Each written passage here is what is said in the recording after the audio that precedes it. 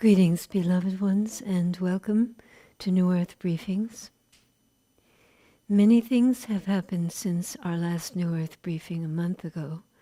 Many, many things, and I'm sure that you're aware of them.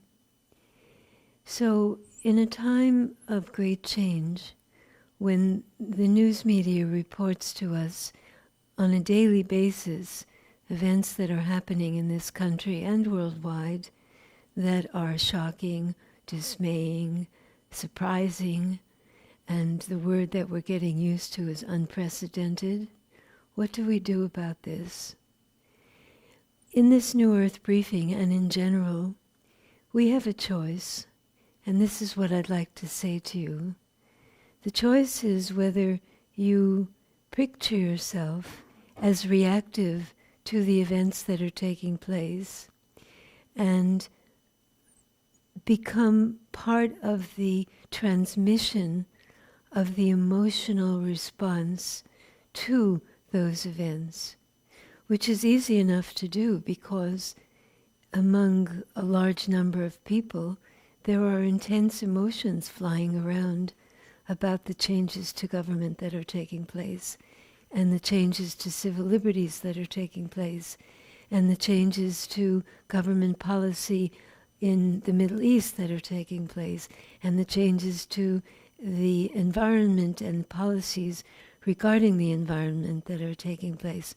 So, in the midst of all of that, the choice is between being responsive, reactive to those events, or focusing on a single question, which is, what can I do to help?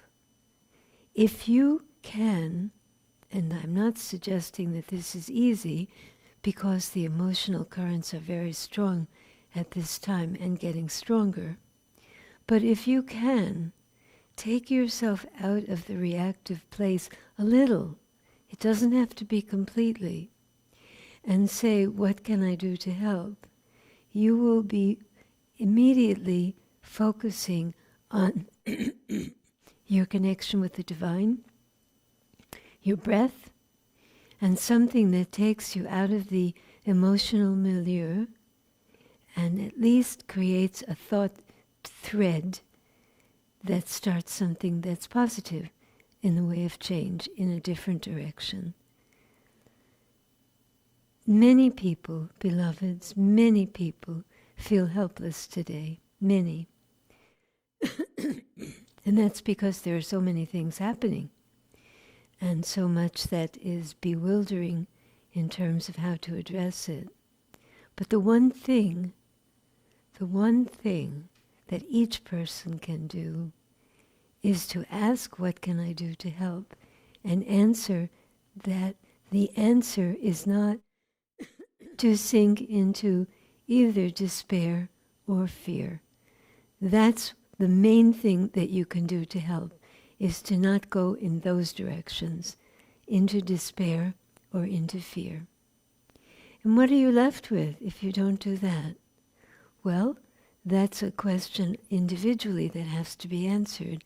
I would like you to have an answer somewhere that you can access, that you're left with hope, and that you're left with trust. Hope and trust based on a picture of an evolving situation in this country that corresponds to a process of purification that has a course to run and that has an outcome that's positive. I would like you to consider that that be your outlook when you're asking, what can I do to help? It would be to stay fixed in that perspective, that there is a process of undoing the tendencies of the past that is going on, and that much that is not acceptable to our hearts in the purest sense of our hearts and our caring for human beings, is displaying itself, and that it needs to do so because it's part of our history. And in order for something to be healed, It has to be displayed. It has to become conscious. It doesn't happen through a magic wand waved over you while you're asleep, as many people would prefer. That's not how purification happens. So, a waiting period that takes place while you can remain in hope and trust in the outcome of purification is what's most helpful at this time. To believe in the depth and love and truth that lives within each human heart, and to believe in the depth and love and truth that lives in the founding documents of this country, which are the foundation from which all else emerges. That doesn't mean currently that they're being put into practice, but as a philosophy, as an ideology, the principles that founded this country are still holding. So, beloveds, what you can do to help is to remain faithful to truth within you, not the truth of the emotional currents that are passing through you, but the truth that your heart, connected with your soul, knows. And just in case I have not said this enough times, this does not involve denial of anything. What I'm suggesting does not involve denial or invalidation of any emotion. It just means that you don't stay there. You don't stay with, I have to feel such and such, that you know you have a choice. That's what it means. Not denial, but perspective. Perspective about making the choice to be helpful and not to be adding to the melee that's already taking place. So we can talk about this, beloveds, and we will, and you will, and we will be dealing with this question of how to find that place of hope and trust over and over again, because that is the task of each embodied being who is here on the earth at this time.